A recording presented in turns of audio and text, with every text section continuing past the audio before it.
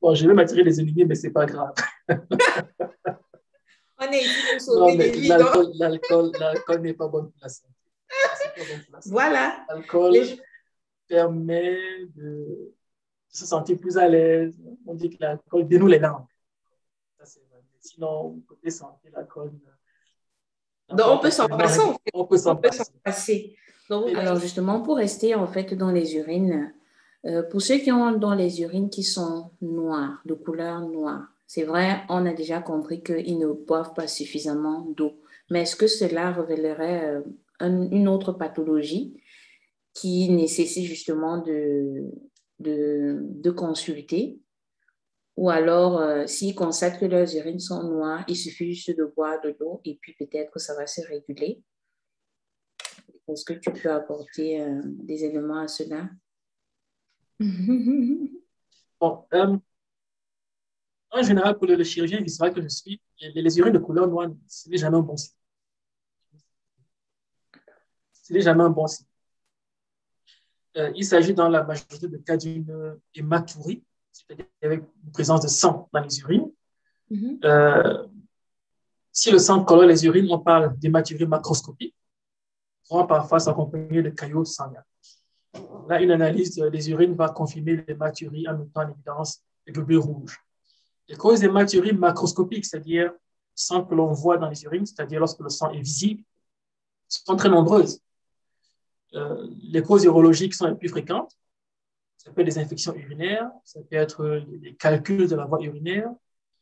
Dans les pires des cas, tu as les tumeurs de la vessie, il y a des voies excrétrices, comme on dit. Et on a les tumeurs du rein et de la prostate. Donc, toute urine de couleur noire, tout comme toute hématurie, doit conduire à une consultation médicale sans tarder. Pour moi, les urines de couleur noire, c'est toujours un signe d'alarme. Le médecin recherche une maladie rénale, de la vessie ou de la prostate. Bon, il devra faire une série d'examens de laboratoire, examens d'imagerie, une radiographie, une échographie, mais alors un scanner. Dans le meilleur des cas, il s'agirait d'une déshydratation prolongée et d'un effet secondaire de certains médicaments.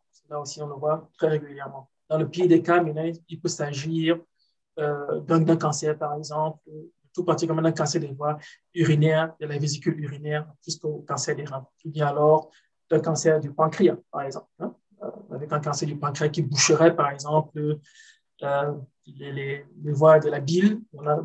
Cette bile, ce produit de la bile cherchera son chemin et s'évacuera ensuite par les urines et colorera les urines, donnera aux urines une couleur foncée. Donc, si vous présentez des urines de couleur noire, ne perdez pas de temps, il faut se rendre légèrement chez le médecin qui devra prescrire les examens bien précis pour avoir un diagnostic le plus rapidement possible. D'accord. Déjà, merci pour cette précision. Donc, pour tous ceux qui nous suivent, si vous avez un cas, peut-être à la maison, parce que je sais, en fait, et je parle là surtout à la communauté noire, quand on a des problèmes, on cache en fait. On a honte et je ne sais pas pourquoi.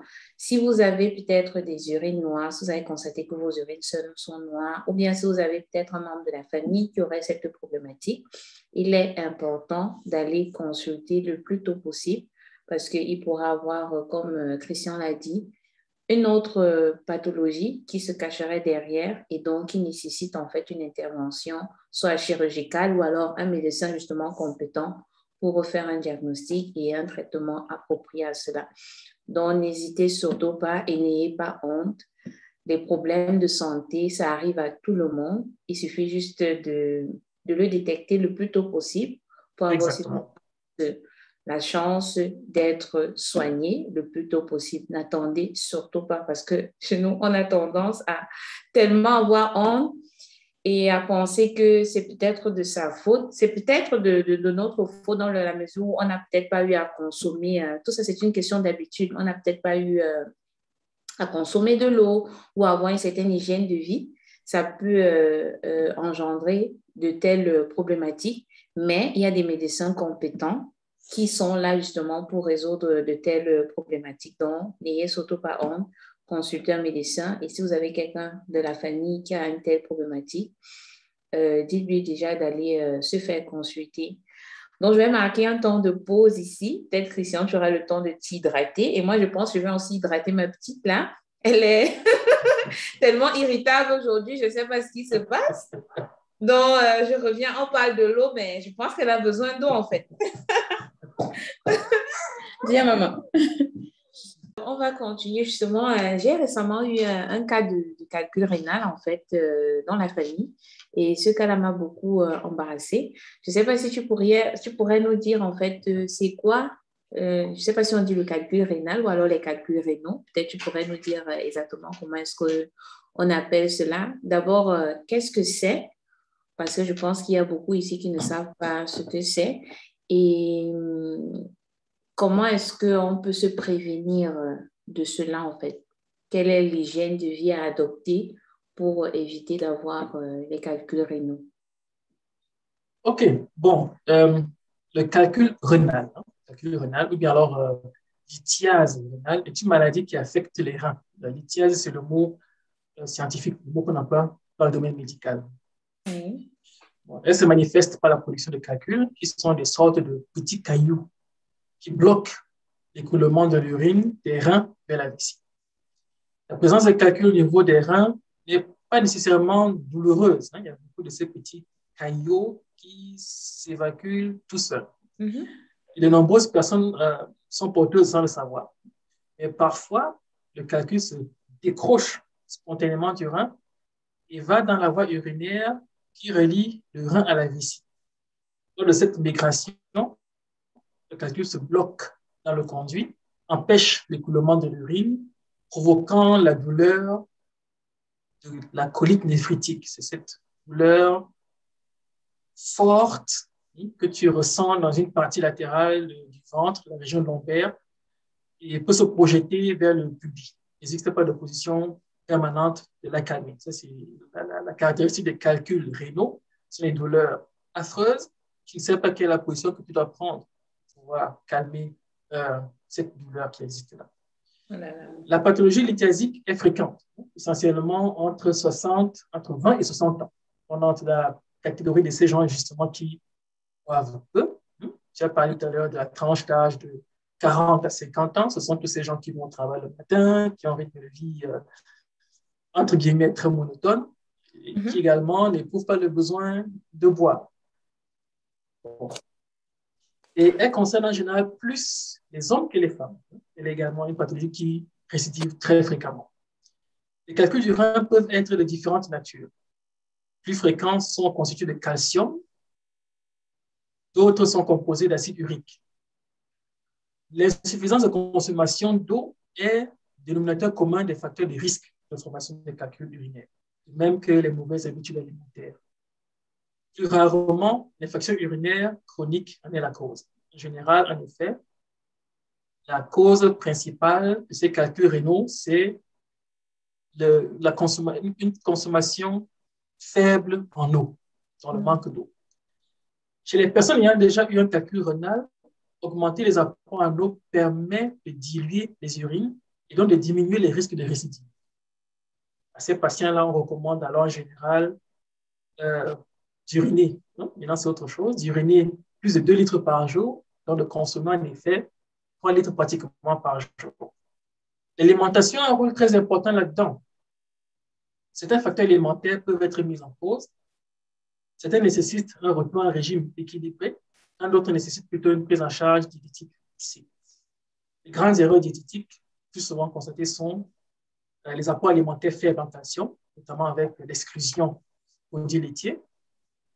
Boire le lait, en effet, c'est bon pour la santé.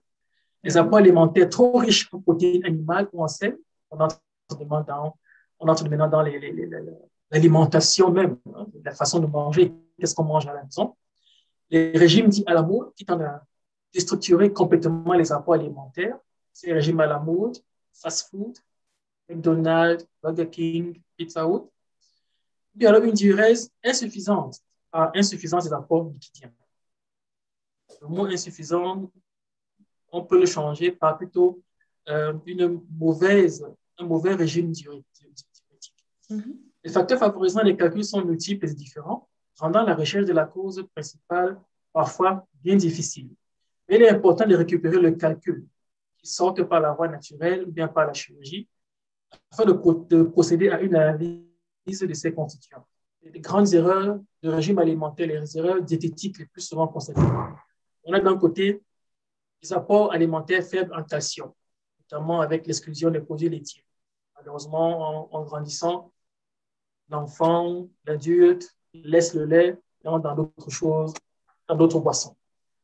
On a les apports alimentaires trop riches en protéines animales ou bien alors en sel, tout particulièrement ce qu'on appelle la chair rouge.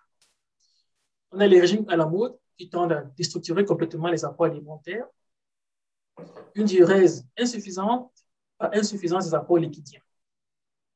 Ici, là, je parlerai plutôt d'une mauvaise diurèse causée par un mauvais apport liquidien.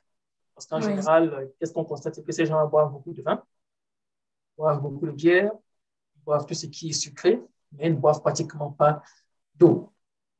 Les facteurs favorisant les calculs sont multiples et différents, rendant la recherche de la cause parfois bien difficile.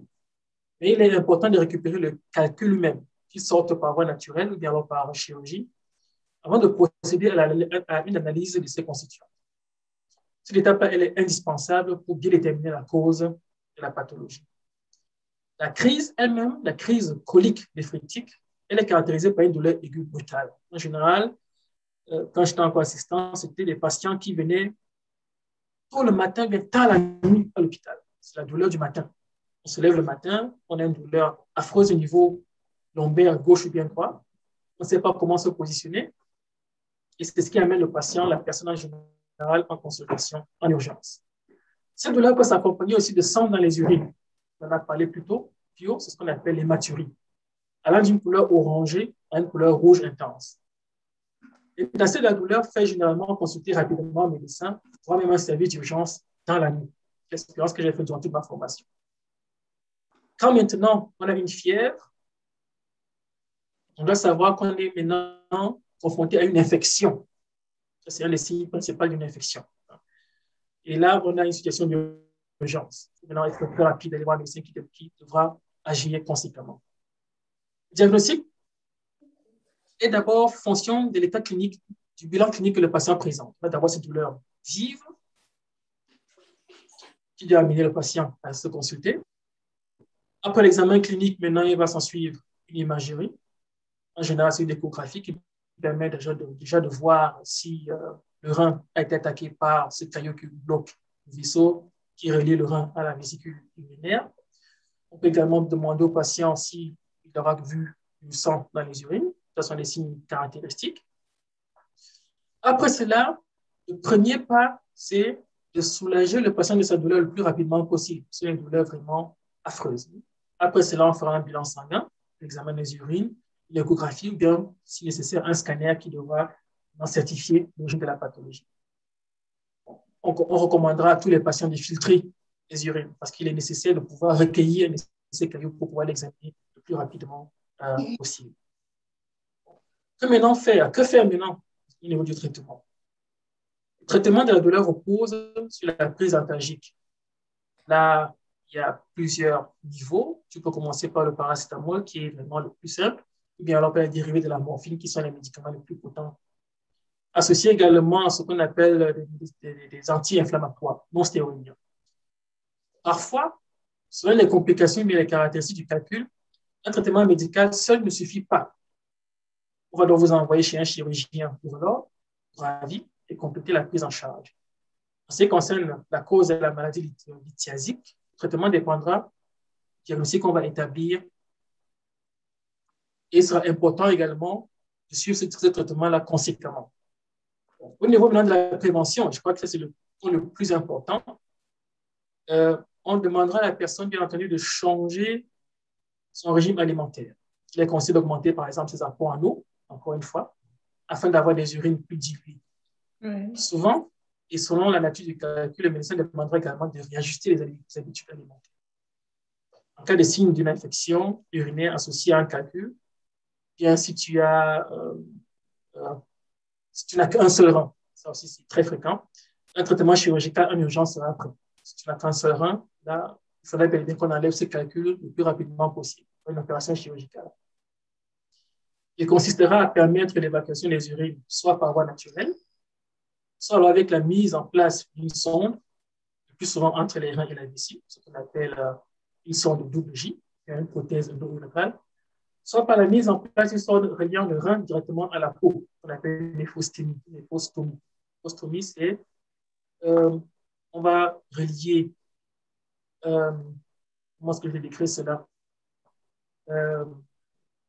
Une sonde, on va relier l'uréter directement à la peau pour permettre ainsi à l'urine de pouvoir sortir.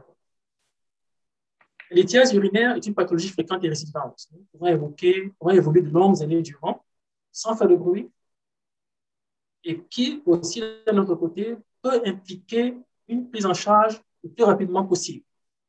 Qu'est-ce qu'on peut retenir de tout cela? Le plus important, encore une fois, c'est de consommer suffisamment d'eau. Deuxièmement, prêter attention à son régime alimentaire, c'est-à-dire l'alcool. Je ne demanderai pas qu'il ne faut pas boire, de ne pas boire d'alcool, non, et de boire tout cela modérément. L'alcool, la viande, réduire cela si possible. Et en cas de pathologie, en cas de douleur aiguë, directement aller voir son médecin. Tout à l'heure, tu as apporté deux thèmes que je trouvais très importants, à savoir, la honte qu'on a, tout particulièrement nous les hommes, nous avons toujours honte lorsqu'on a un petit bobo quelque part, et tu as également abordé ce thème de qu'il fallait aller rapidement voir son médecin. En effet, parce que toutes ces pathologies-là sont bien prises en charge, sont guérissables lorsqu'on va rapidement voir le médecin. Tout à fait. Et je pense que dans tes propos aussi, tu as énuméré un certain nombre de protocoles à suivre. Et donc, si on vous a diagnostiqué peut-être les calculs rénaux et ce protocole par votre médecin n'a pas été suivi, peut-être vous pouvez essayer de voir si vous pouvez avoir un deuxième avis, on ne sait jamais. Ou alors, je ne sais pas moi, essayer de poser des questions parce que c'est un échange entre vous et le médecin. Montrez-lui que votre santé vous tient vraiment à cœur et que vous vous y connaissez plus ou moins avec la thématique et lui poser des questions en fait pour lui demander est-ce qu'on ne devrait pas plutôt faire ceci si peut-être à l'instant T, il n'a pas pensé à ce protocole-là. À force de lui poser ces questions, il va peut-être venir à l'idée de se dire « Ah, j'ai omis ceci » et il vous recommandera un meilleur protocole justement pour guérir le plus tôt possible. Je pense à l'instant, parce que j'ai aussi une cousine qui m'a dit récemment qu'elle a un problème, les problèmes de calcul rénaux, et qu'elle suit un traitement. Mais visiblement, je n'ai pas l'impression que ça va mieux. J'ai essayé de lui donner certaines recommandations, des informations que j'ai eues aussi de part et d'autre. Elle s'est même faite consulter. Mais j'aimerais savoir quel est l'impact, en fait, si le calcul rénal n'est pas très bien traité. Est-ce que pour une femme, par exemple, ça pourrait causer l'infertilité? Est-ce que ça aurait un effet sur l'infertilité ou alors ça va juste peut-être bousiller un rein et créer une insuffisance rénale? Est-ce qu'à ce niveau, tu pourrais peut-être apporter des précisions? Bon, d'abord, le calcul rénal n'a pas tellement de rapport avec l'infertilité. Il ne faut pas se faire de soucis. Il y a un caillot qui bloque ce conduit entre le rein et la vésicule urinaire. Il y a là une sorte de tuyau, l'uréter, pardon, et c'est là qu'en général, ce calcul rénal va se positionner. Dans le pire des cas, en effet, tu as des infections qui vont se multiplier, qui peuvent conduire en effet à ce qu'on enlève un rein, dans le pire des cas. Donc, le problème de l'infertilité ne se pose pas tellement, mais par contre, on a une situation vitale dans la mesure où on a un rein qui est en danger. On peut également avoir des infections qui peuvent se superposer sur ce calcul rénal.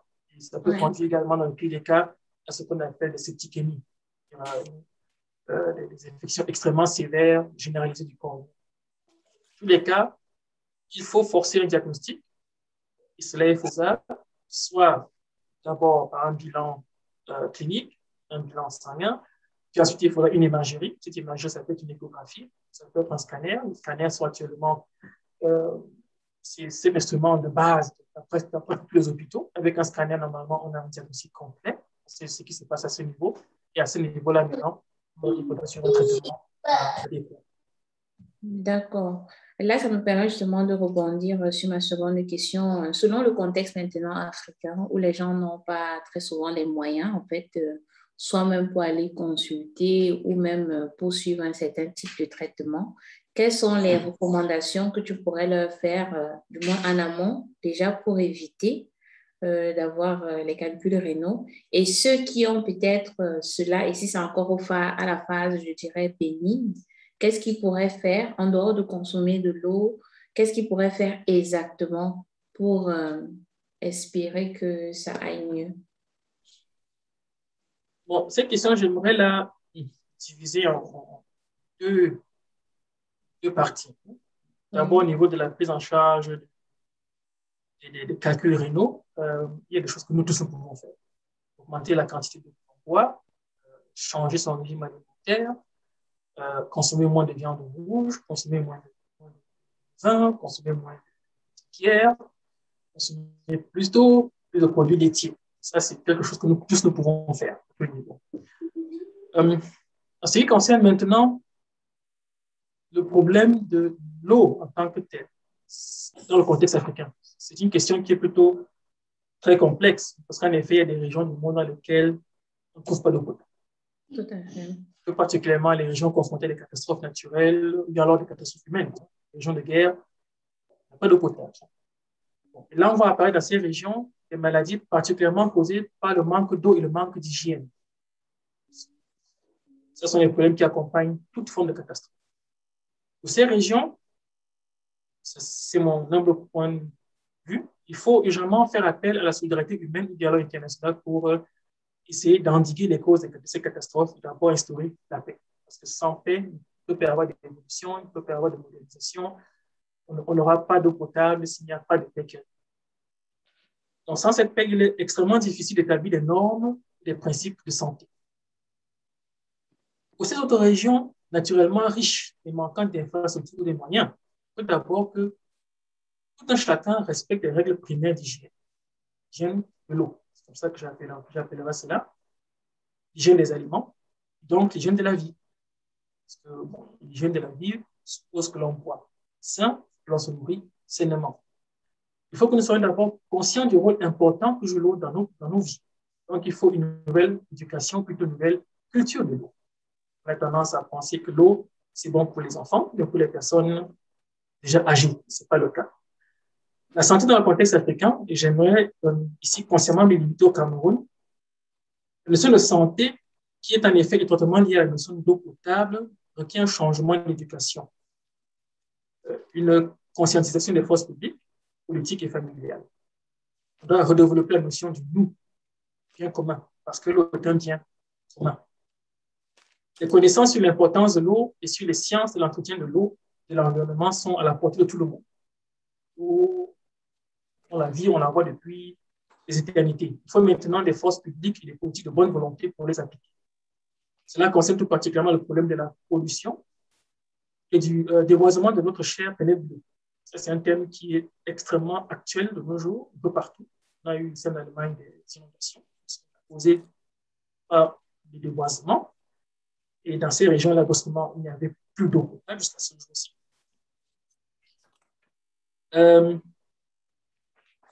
Une pollution et un déboisement qui contribuent actuellement à réduire considérablement les réserves d'eau de la planète. Ça également le démontre de plus en plus scientifiquement. Et maintenant qu'on a dit cela, il faut se concentrer sur l'homme. Il y a beaucoup de petits gestes que chacun de nous pouvons faire pour d'abord essayer de réduire la production de déchets non biodégradables. Il s'agit ici tout particulièrement du plastique. On peut par exemple séparer les poubelles, éviter d'acheter les aliments, les fruits ou bien l'eau dans les sacs en plastique. Plutôt utiliser des poubelles, des bouteilles, bien des emballages recyclables, particulièrement chez nous au Cameroun. Tu remarqueras, il y a des heures de pointe dans Yaoundé où tout le monde a un petit sachet dans lequel il y a de l'eau et ce sachet-là, il est jeté par terre, il se retrouve directement dans les égouts. On peut chez soi faire bouillir l'eau, la faire filtrer, on peut consommer plus de fruits, éviter les aliments et les repas ayant trop de sel, réduire carrément, cesser de consommer de l'alcool. On doit, en fin de compte, améliorer le sanitaire pour éviter la contamination des sources d'eau. Et cela est extrêmement difficile à tous les niveaux. Donc, c'est un problème qui est à plusieurs niveaux, au niveau politique, au niveau familial, au niveau social, au niveau de la conscientisation de chacun de nous. Et cela prendra encore beaucoup de temps pour qu'on puisse vraiment gérer ce problème. Malheureusement, la nature, elle ne se renouvelle pas aussi rapidement que cela, malheureusement. Donc, les déchets s'accumulent de plus en plus. Certains pays ont pris conscience de cela. Certains pays imposent le recyclage de ce qu'on achète. C'est le cas d'Allemagne. Les bouteilles d'eau actuellement doivent être toutes recyclables. Et d'autres ne sont pas encore à ce niveau-là. C'est un long chemin qui nous attend. Tout à fait. Et merci une fois de plus pour la précision. Comme tu l'as dit, en fait, c'est un problème qu'on doit régler à plusieurs niveaux. Et la thématique, en fait, de l'eau, aujourd'hui, on parle de l'eau et de son importance dans l'organisme. J'aurai, en fait, sur cette chaîne, un autre interview sur quel type d'eau privilégier, en fait, parce que le thème sur l'eau, il est tellement important. Et là, on va de notre survie à nous tous, hein, et même de la nature, en fait, comme tu l'as dit aussi, éviter de jeter les déchets de part et d'autre pour éviter que l'eau ne soit contaminée et qu'on soit exposé à tout genre de maladies et de problématiques dans la nature. Donc, c'est vraiment important. Déjà, à notre échelle, je pense que vous avez suivi le docteur Christian. Vous pouvez déjà essayer d'améliorer votre hygiène de vie en faisant bouillir de l'eau à la maison pour la filtrer, consommer des fruits. On a tellement de fruits exotiques en Afrique, franchement. C'est quelqu'un qui va dire qu'il ne peut pas consommer les fruits, vraiment, c'est juste parce qu'il n'est pas de bonne volonté. Il y a tellement de fruits chez nous. Et tous ces fruits-là, en fait, contiennent suffisamment d'eau pour aussi contribuer à notre hydratation. Donc, je vous recommande déjà à notre échelle de faire le nécessaire aussi. Réduire la consommation de bière ou même d'alcool parce que de nos jours, en fait, la bière, c'est devenu, je sais pas, c'est devenu comme le jus. Les gens consomment la bière, mais d'une manière, c'est même devenu ridicule, en fait. Pour un petit truc, on consomme de la bière sans se demander, mais est-ce que j'ai même bu un verre d'eau de la journée ou est-ce que j'ai même bu une bouteille d'eau de la journée? Mais on ne s'en soucie pas, on boit de la bière comme si c'était de l'eau. Donc, vraiment, faites attention. On ne vous dit pas de ne plus consommer de l'alcool.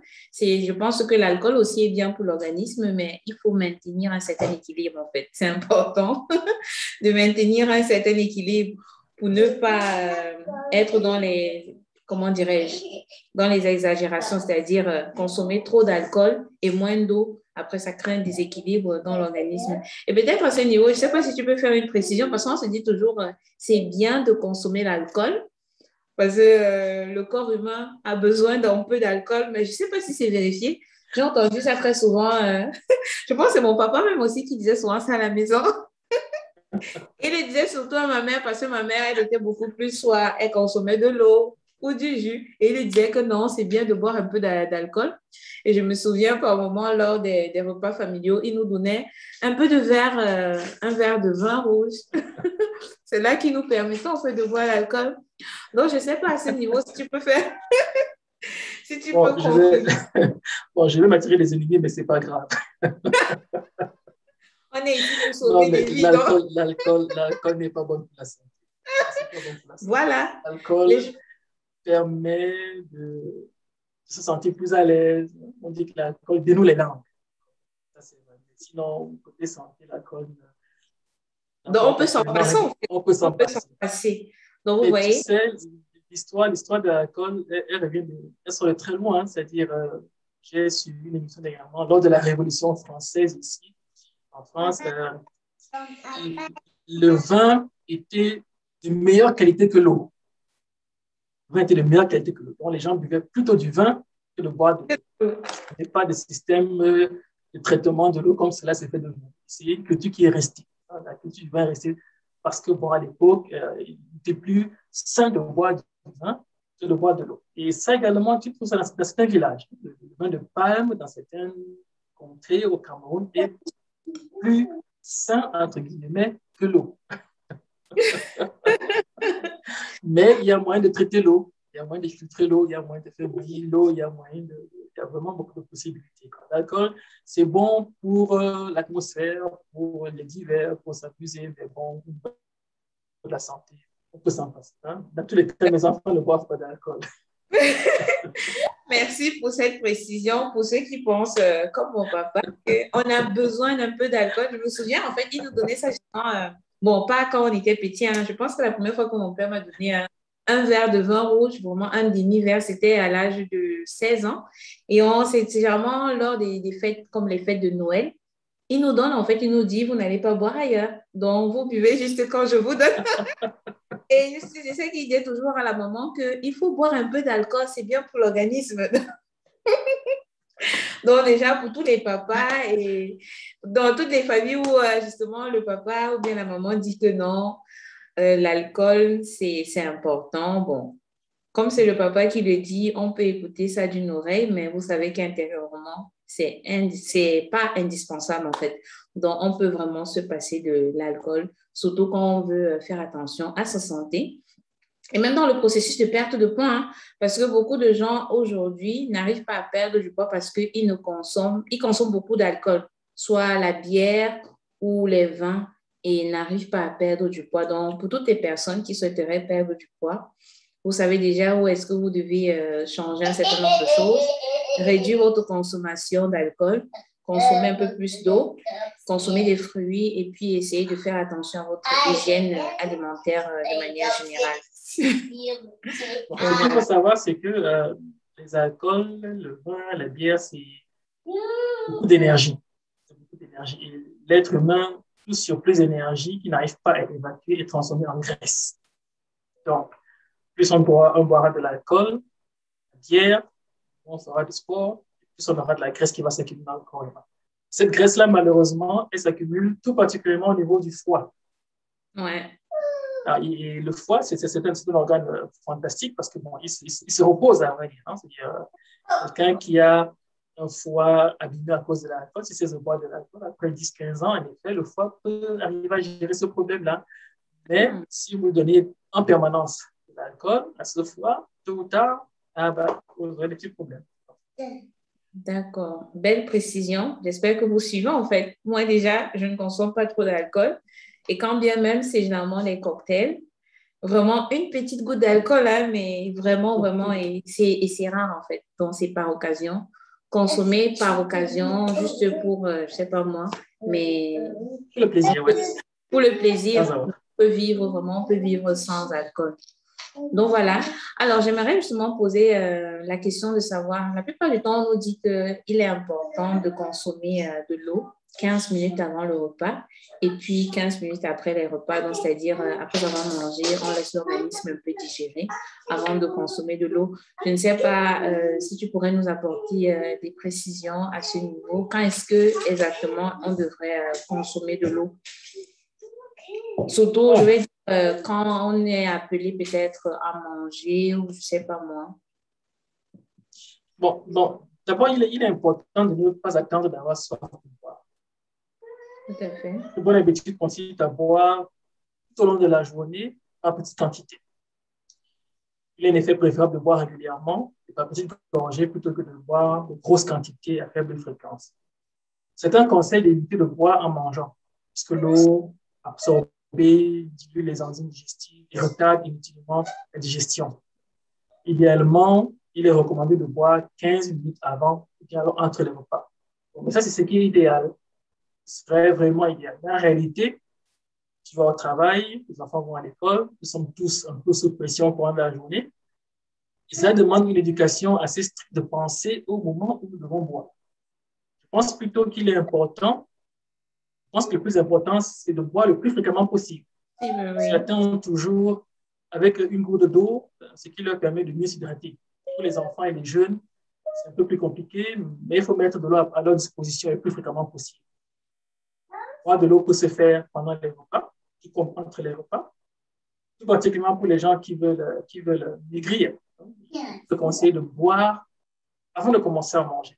2-3 verres d'eau, ça remplit la panse gastrique. L'eau facilite le fait mécanique d'avaler les aliments. Quand vous prenez votre petit déjeuner, il est presque toujours accompagné d'un liquide. C'est de l'eau, jus, du café ou bien du lait. On ne mange jamais le pain sec comme ça. Il faut toujours quelque chose de liquide à côté. En plus de cela, les aliments restent plusieurs heures dans le ventre. Donc, que tu boives 15 minutes avant de commencer à manger, ou bien alors pendant le repas, bien après le repas, étant donné que ce que tu mangeras restera 2-3 heures dans le ventre, ça ne joue pratiquement aucun rôle. Je pense à ce niveau qu'il ne faut pas un dogme. Il ne faut pas un dogme. Il faut boire avant d'avoir soif. Il faut s'arranger à avoir ces 2 à 3 litres d'eau par jour. Que ce soit avant le repas, après le repas, pendant le repas, tout ça ne joue pas. D'accord, merci pour cette précision. Et à ce sujet, j'ai une petite anecdote. La plupart du temps, les benguistes, comme on nous appelle, quand on arrive au pays, on est toujours en déplacement avec soit une bouteille d'eau, soit une gourde et tout. Et les gens, en fait, se disent, ah, vos choses des blancs là. Pourtant, en fait, c'est nécessaire, étant en déplacement, comme tu l'as dit, de ne pas attendre quand on a soif et de boire de l'eau en très grande quantité, de boire en petite quantité régulièrement, histoire d'étanger sa soif, de s'hydrater régulièrement et tout. Mais quand nous, du moins, quand on rentre et quand on adopte de telles habitudes, ou même ceux qui vivent là-bas et qui adoptent de telles habitudes, ils sont en fait catalogués de oui, tu fais comme les Blancs, tu es un benguiste et tout. Et ça fait très souvent rire.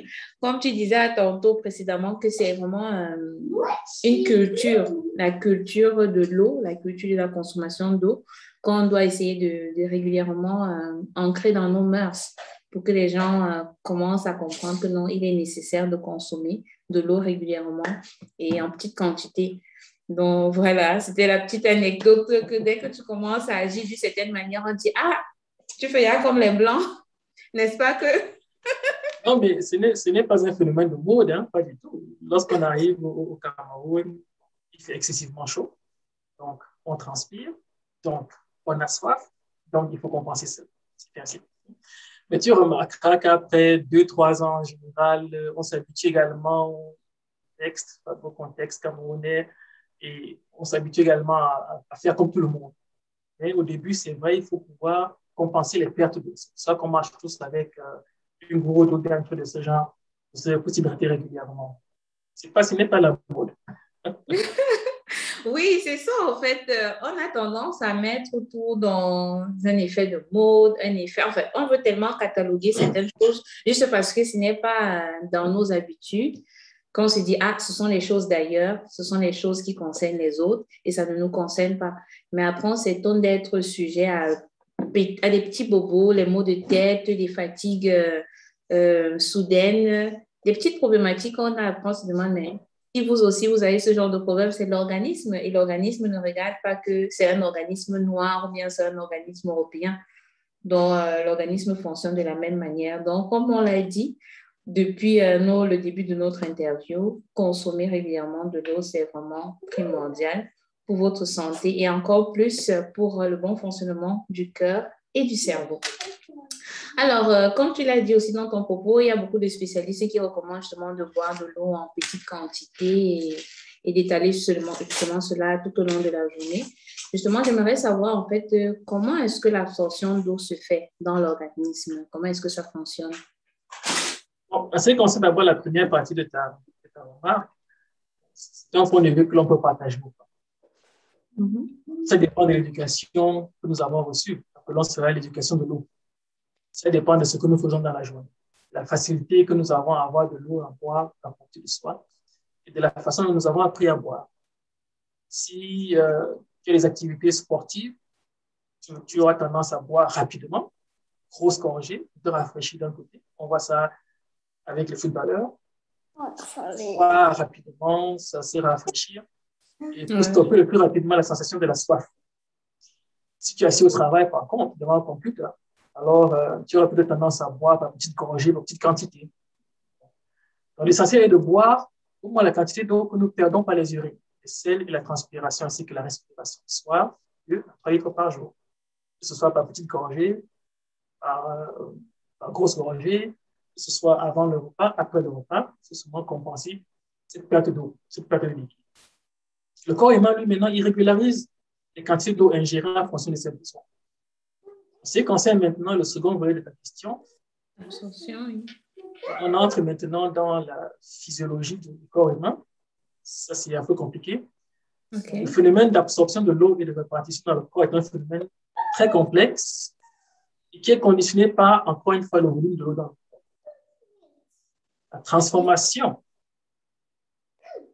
et l'absorption des nutriments par l'organisme s'effectue principalement dans ce qu'on appelle l'intestin grêle. L'intestin grêle, ce sera cette partie qui est entre la vésicule du ventre et le gros intestin. Donc,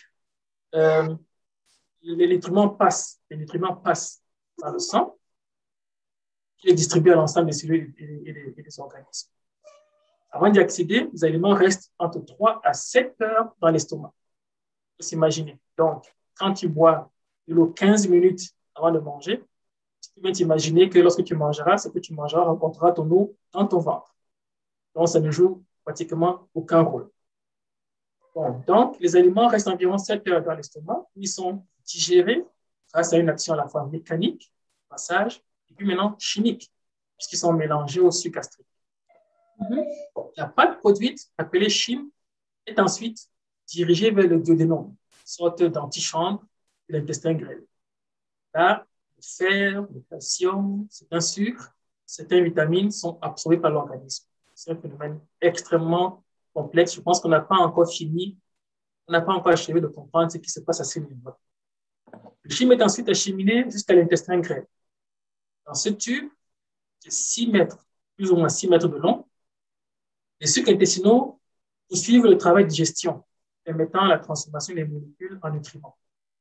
Grâce à l'action de villosité, sorte de petits reliefs rassemblant à de fines franges et qui tapissent la surface interne de l'intestin grêle, ces nutriments sont ensuite assimilés par le système sanguin. À l'issue du passage par l'intestin grêle, toute la matière alimentaire qui n'a pas été absorbée atteint le côlon, également appelé gros intestin. Son rôle principal maintenant est d'absorber de l'eau. Arrivé dans le côlon, l'eau est réabsorbée à 80% en temps normal. Cela contribue au bon fonctionnement de la flore et participe au volume des selles, environ 200 ml par an.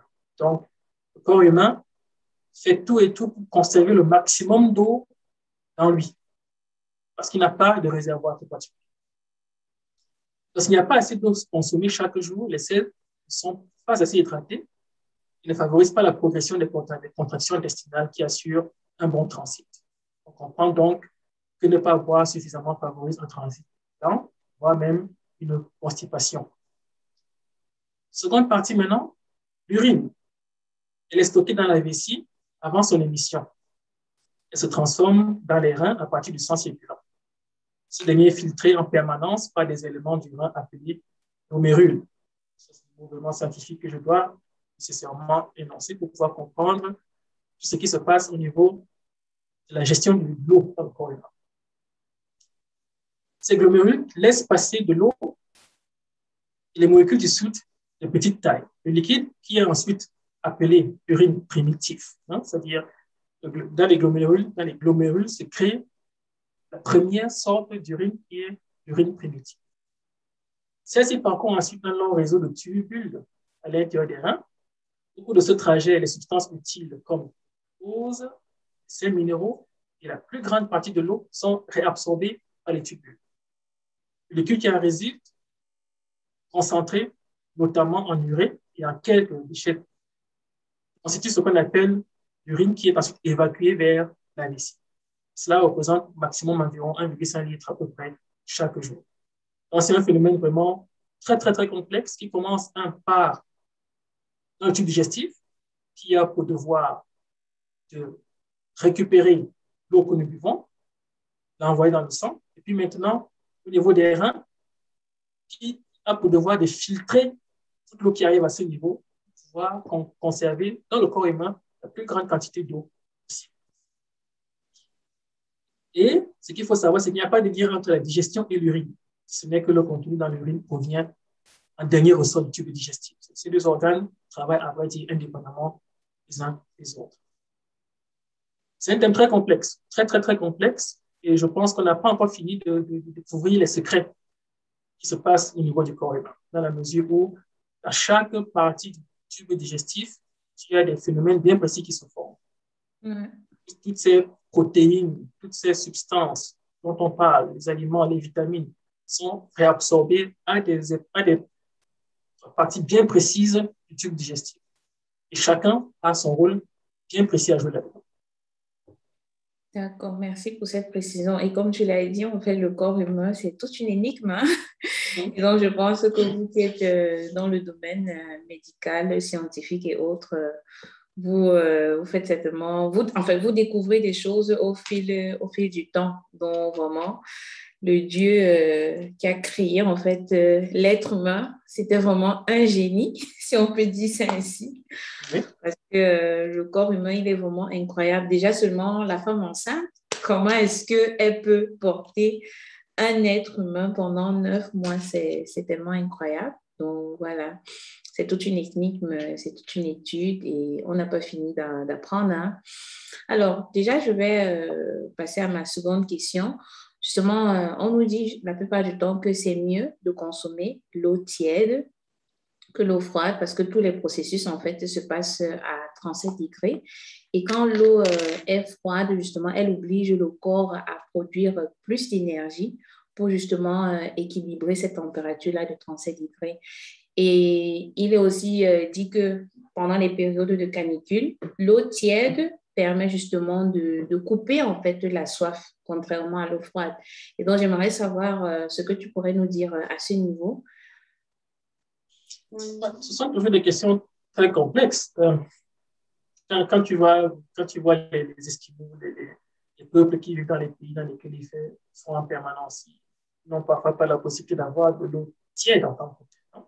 Ils boivent de l'eau plutôt froide, même pratiquement glacée. Dans les pays où il fait excessivement chaud, c'est plutôt tout le contraire. On va pas avoir de l'eau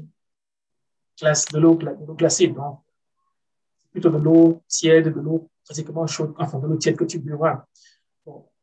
Tout d'abord, ce qu'il faut savoir, c'est qu'il est désagréable de boire de l'eau froide ou glacée. Il y a une sensation de brûlure parce qu'en effet, on peut se brûler avec de la glace. Il est donc en effet préférable et conseillé de boire de l'eau fraîche et plus agréable. Pas tiède, hein, fraîche. L'eau à la température ambiante est mieux absorbée par le système digestif et aide à digérer les aliments plus rapidement. L'eau hydratée, l'eau, on l'a dit tout au début déjà, l'eau hydrate et purifie l'organisme, et pas à n'importe quelle température. Malgré l'agréable sensation de fraîcheur et des altérations qu'elle procure, surtout quand il fait chaud, de l'eau glacée a de nombreux effets négatifs sur l'organisme. Tu l'as déjà énoncé. L'eau glacée freine par exemple la digestion des graisses.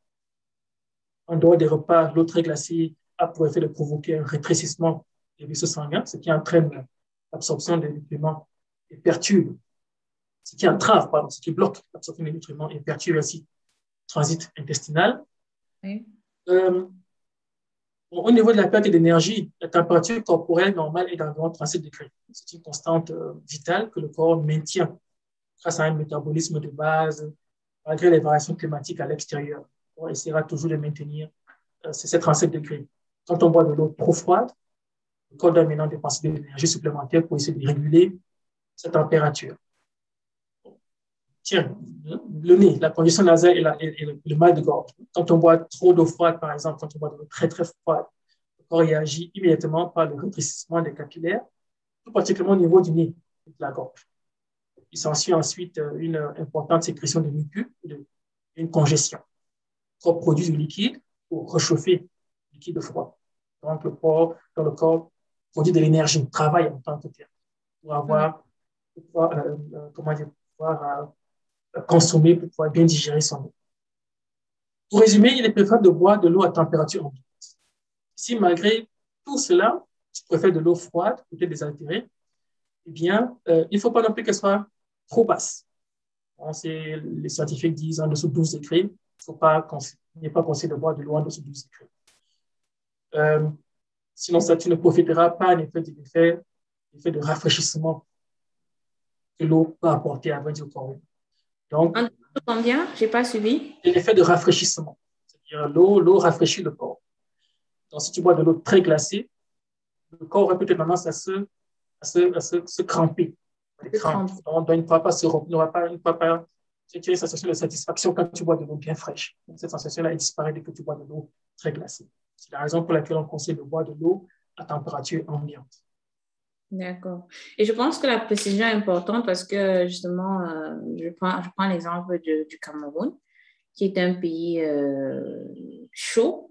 Et je pense que c'est certainement aussi pareil dans d'autres pays africains, où la plupart du temps, il y a des gens qui commercialisent l'eau en route. Et la plupart du temps, en fait, c'est l'eau glacée. Peut-être, je ne sais pas si c'est un manque d'information, mais ce n'est pas recommandé, comme tu l'as dit, enfin, l'eau, en fait, doit être à température ambiante pour que, justement, en consommant cela, on n'ait pas cet effet de crampe dans l'organisme. Je pense que c'est ce que tu as dit, en fait, oui, pour éviter qu'on ait ce problème de crampe. Et je pense qu'il y a même un déséquilibre parce que, genre, à l'extérieur, il fait chaud et subitement, on donne de l'eau tellement glacée à notre organisme. Je ne sais pas si ça peut créer autre chose. Est-ce que ce n'est que des crampes ou alors ça peut même provoquer, je ne sais pas moi, un effet de choc qui peut engendrer autre chose? Le choc, pas tellement, mais plutôt une sensation de brûlure. Lorsque tu bois de l'eau très glacée, tu as l'impression que ça te brûle la gorge en général. Bon, le problème en général, c'est que au Cameroun, quand tu as de l'eau dans ces plastiques, tu auras beau l'avoir glacée comme tu veux. Après quelques temps, cette eau-là prendra la température ambiante. Donc, les jeunes personnes qui vendent de cela n'ont pas tellement de choix. Elles vont apporter d'abord de l'eau bien glacée pour ensuite avoir cette eau fraîche dont on parle actuellement. Il n'y a pas tellement de grands secrets. C'est-à-dire, c'est comme quand tu bois de l'eau très chaude. L'eau très chaude, ça ne t'apporte rien. Ça ne t'apporte rien. C'est désagréable, ça brûle, ça fait mal. Le corps ne sait pas tellement ce qu'il peut en faire. Quand l'eau est entre 30 degrés, bon, la température ambiante, c'est là que le corps peut facilement savourer pleinement les bienfaits de l'eau. Tout à fait. D'accord. Alors, je vais passer à ma seconde question. Le thé. Moi, je suis une adepte de thé. Et j'aime réduire ma consommation de thé. Hein. Bon, on sait que le thé, en fait, est fait à base d'eau. Et je ne sais pas si le thé pourrait être un substitut de l'eau. Est-ce que les gens peuvent consommer uniquement du thé sans avoir besoin de consommer en plus de l'eau? Oh, une question bien difficile, bien délicate. Je vais ici également prendre le risque de décevoir. Bon, parce que pour commencer, il faut d'abord savoir ce que c'est que le thé. C'est une boisson obtenue après infusion de feuilles de théier séchées. Camellia sinensis, un truc de ce genre. Après l'eau, c'est la boisson la plus bu dans le monde, avec le café. Le thé a été introduite vers 1600, alors qu'elle est consommée depuis des siècles en Orient. Ce n'est vraiment pas quelque chose de bien nouveau. Le thé est donc une infusion. Il s'agit d'une préparation liquide buvable, tenue par l'action de l'eau bouillante sur une substance, souvent une plante, dont les principes solubles actifs se diffusent dans l'eau par macération. Ici, nous parlons de feuilles de thé plongées dans de l'eau chaude afin d'en extraire les principes actifs. Donc, le thé ce qu'on recherche dans le thé, ce n'est pas tellement l'eau, c'est plutôt les substances actives qui se cachent à l'intérieur. C'est ce qu'on recherche. Il existe différentes variétés de thé. Le thé noir, le thé bleu, le thé vert, le thé blanc. Ces différents types de thé sont issus du même arbre. Le théier, le Camellia sinensis, cela s'appelle. Ces différentes variétés de thé sont définies par leur terre d'origine, la période de récolte, le choix des feuilles cueillies et le mode de fabrication, que ce soit un flétrissage, un roulage, leur oxydation, leur dissécation et le camissage. Il y a vraiment plusieurs possibilités, plusieurs chemins, plusieurs façons de fabriquer le thé dont tu parles. Donc, le thé a une ou bien plusieurs substances actives.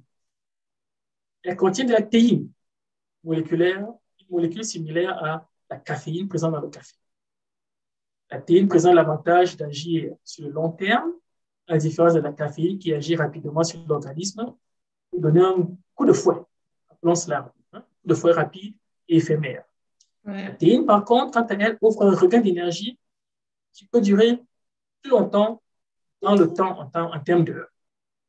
C'est la grande différence qu'il y a entre le café et le thé. Donc, sur ce point-là, en effet, on peut dire il faudrait plutôt boire du thé que de boire du café. Le thé contient aussi des flavonoïdes, plus particulièrement des catéchines, qui jouent un rôle antioxydatif et anti-inflammatoire.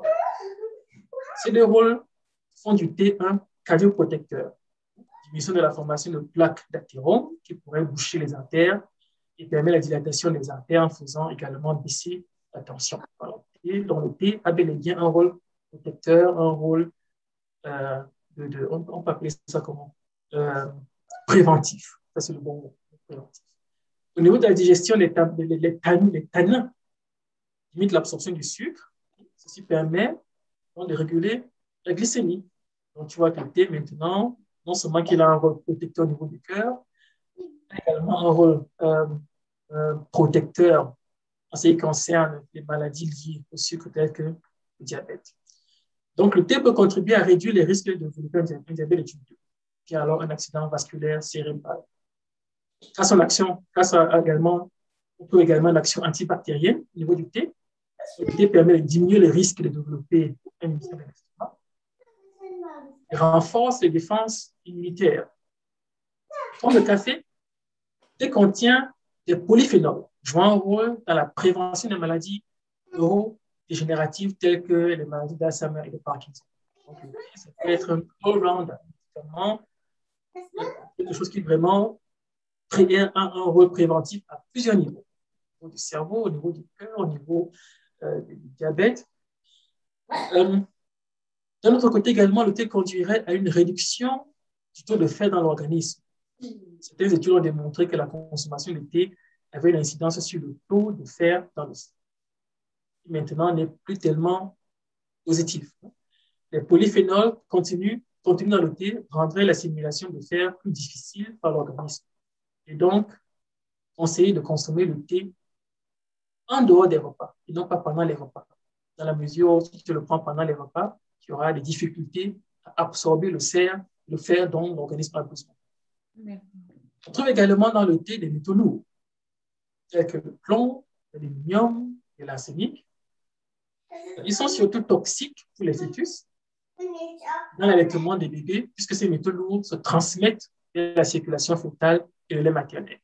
À ce niveau, tu as maintenant les restrictions au niveau de la prise en charge du thé. Les femmes enceintes, les femmes qui allaitent devraient, je parle avec toutes les précautions, devraient limiter leur consommation de thé. Les thés doivent donc être consommés avec modération, surtout pour les femmes enceintes et les femmes qui allaitent. En plus, il est recommandé de ne pas infuser le thé plus de 4 minutes. Tu vois que bon, l'eau, j'ouvre le robinet, je prends, je bois. Le thé maintenant demande un peu plus de travail. Plus les feuilles de thé sont infusées, plus la concentration de métaux lourds risque d'être importante.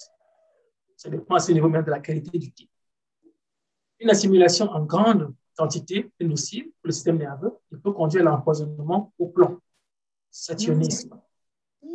Une accumulation de métaux lourds dans l'organisme peut causer des risques d'épilepsie, troubles du développement et du comportement. On conseille donc un minimum de 3 tasses de thé par jour afin d'avoir un effet préventif bénéfique sur l'organisme, de maintenir en bonne santé. Tout cela, bien sûr, dans le cadre d'une vie saine et équilibrée. En revanche, le thé ne pourra pas contrecarrer une mauvaise alimentation, riche en sucre raffiné, et ainsi de suite. Donc, malgré tous ces aspects positifs, il est conseillé une consommation modérée de thé. Le café et le thé peuvent tous deux contribuer à l'hydratation, comme le lait, les jus de fruits et la plupart des boissons. Mais n'oubliez cependant pas que ces boissons ont tendance à être riches en sucre et en calories.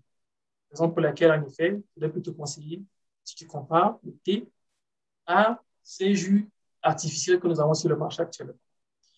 Et si vous n'aimez pas le goût de l'eau plate, il y a plusieurs solutions. On peut ajouter, par exemple, des arômes naturels, comme de la menthe, un grain de menthe, ou bien alors des tranches de citron. En conclusion, le thé sera un bon apport pour s'hydrater, mais privilégier tout de même, dans tous les cas, de l'eau. faut privilégier l'eau dans tous les cas pour maintenir le corps en bonne santé. Donc, oui, il faut boire du thé, mais là également, en des consommations modérées, il ne faut pas exagérer non plus. Donc, malheureusement, le thé ne pourra pas remplacer l'eau. Et donc, encore une fois, consommez votre eau, consommez votre eau. D'accord, merci pour la précision. Et là, je vais rebondir en fait pour surtout les femmes qui veulent perdre du poids. La plupart du temps, elles consomment beaucoup plus de thé en espérant que ça va accélérer justement le processus de perte de poids. En effet, il y a des thés en fait qui permettent justement de perdre du poids, mais comme on l'a dit précédemment, l'eau en fait c'est la base. Donc, il faut boire suffisamment d'eau justement pour promouvoir ce processus de perte de poids. Et c'est vrai que cette interview n'est pas forcément basée sur du thé. Je pense qu'il y a vraiment besoin à faire une interview spécialement sur le thé parce que justement pour les femmes aussi allaitantes, les femmes enceintes, il y a un type de thé en fait qui est recommandé. Moi, par exemple, quand j'étais enceinte, je me souviens, je prenais le thé à la fenouil et aux anis et qui a facilité en fait l'obtention de lait. Je n'ai pas eu de problème d'avoir le lait en fait parce que je consommais ce type de thé-là.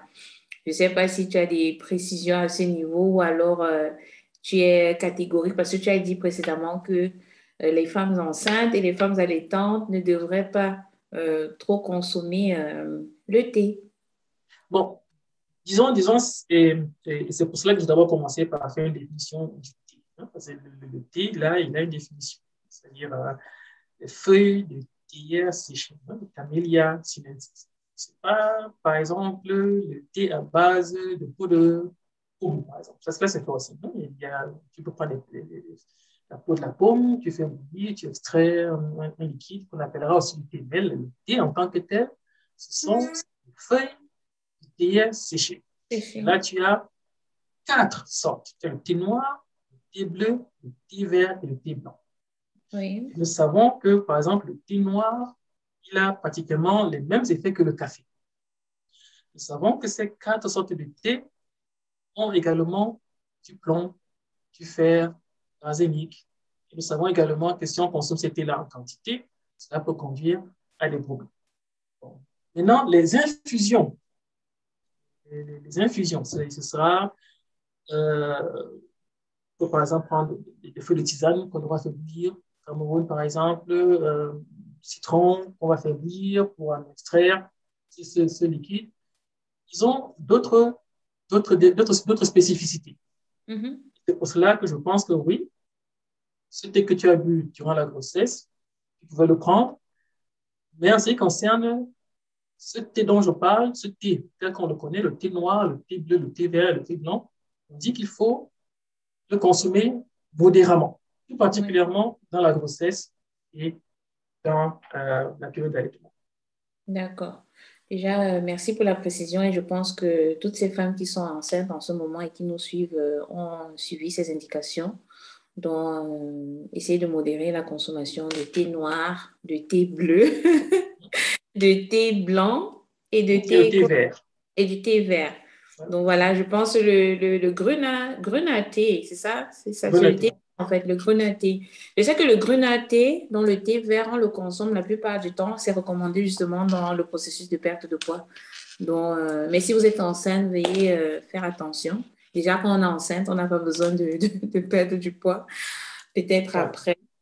Donc, en ce qui concerne maintenant la perte de poids, c'est ce qu'il faut savoir, c'est que pour perdre du poids, il faut réduire la quantité d'énergie que l'on consomme et il faut augmenter la quantité d'énergie. Il faut augmenter la quantité. Comment je vais décrire cela? Que l'on va devoir évacuer du corps. Cela veut dire les 2 aspects principaux pour perdre le poids, c'est 1, manger moins, 2, bouger plus. Et à ce niveau, moi, c'était ma mère qui disait souvent que si vous voulez perdre du poids, eh bien, faites ce qu'un enfant fait. L'enfant est toujours en mouvement. Donc, quand il s'est levé, qu'il a mangé, au lieu de s'allonger pour faire la sieste comme nous autres, il se met à courir. Et bien, les 8 fois après avoir mangé, il courait. Ouais. Ça, c'est une belle indication. Merci pour ta maman. Voilà un conseil vraiment pratique que je pense que tout le monde devrait essayer d'appliquer. C'est vrai qu'à un certain âge, ce n'est pas toujours évident, mais il y a des astuces de nos jours. Et cette chaîne est là, comme j'ai dit. Dans cette chaîne, on parle de sport, on parle de nutrition et on parle de santé naturelle. Donc, pour ceux qui aimeraient se bouger de temps en temps, n'hésitez pas à vous abonner et activer la cloche de notification pour ne rater aucune de nos vidéos. Là, on tire à la fin de notre interview. Vraiment, c'était une belle interview, pratiquement 2 heures de temps. Déjà, je te remercie pour ta disponibilité. Et je sais que quand on va aborder d'autres thématiques, notamment sur l'AVC, le diabète et autres, tu seras certainement encore mon invité, je l'espère bien. Et tu pourras nous enseigner, nous enrichir sur cette thématique. Donc, sur ce, avant de clôturer, je ne sais pas si tu as un mot de la fin, quelques recommandations que tu souhaiterais nous faire. Et voilà, tu as la parole. Donc, tout d'abord, merci pour ton invitation, Nelly. Bon, j'aimerais bien résumer les 2 heures que nous venons de passer. Bon, ce qu'il faut savoir, c'est que l'eau est indispensable au bon fonctionnement de notre organisme. Elle est le principal élément constitutif des cellulaires, des tissus, des organes du corps humain, de tous les organes du corps humain. Le corps ne peut pas en produire suffisamment par son métabolisme. Et donc, on est obligé d'apporter de l'eau de l'extérieur. Il est essentiel de faire particulièrement attention à la qualité de l'eau que nous buvons chaque jour pour assurer les besoins hydriques quotidiens, éviter ainsi tout risque de déshydratation qui a un impact direct sur notre état de santé. Nous en avons parlé longtemps, observer les enfants, observer les vieilles personnes tout particulièrement. Le critère qui influe réellement sur notre santé est la quantité et la qualité de l'eau que nous buvons. L'eau que nous consommons doit être naturelle, sans arôme artificiel et sans édulcorant. Nous avons actuellement beaucoup de sortes d'eau dans lesquelles il y a toujours un petit sucre artificiel quelque part là derrière. Il faut vraiment faire attention à cela. L'eau est la seule boisson indispensable à l'organisme. Toutefois, les jus de fruits, le thé, le café, les infusions, on en a parlé, peuvent contribuer aux apports hydriques, mais ne peuvent pas remplacer l'eau. Recommander les apports hydriques suffisants est aussi important que conseiller une alimentation équilibrée pour la pratique d'activité physique. C'est pour cela que ton émission est aussi importante que cela dans la mesure où elle aborde vraiment l'état global de l'être humain en général, l'alimentation, la boisson et le sport. En conclusion, il est essentiel de préciser que la bière, le jus ou même le thé ne remplaceront pas l'eau. Donc, il est impératif de boire régulièrement de l'eau tout en évitant les excès, ne pas non plus fragiliser nos reins, par exemple. D'accord. Merci. Nous remercions en fait le docteur Christian Ondomva qui nous a fait l'honneur de venir sur la chaîne de N2A Bien-être pour venir nous enrichir sur l'eau et son importance. Alors, mes amours, comme j'aime bien le dire, cette chaîne existe justement pour que vous soyez au meilleur de votre forme. Et les thématiques que nous abordons ici ont pour objectif de vous aider à contribuer à votre épanouissement tant culinaire, physique que psychique. Alors, n'hésitez pas à nous laisser en commentaire vos questions si vous avez des questions concernant cette thématique ou bien les volets qu'on a eu à aborder. Laissez-nous ça en commentaire. Celles-ci feront justement l'objet d'un interview à venir. Alors, sur ce, je vous dis, portez-vous bien, consommez régulièrement de l'eau et on se dit dans les commentaires. À bientôt et bonne soirée à tous. Ciao. Au revoir.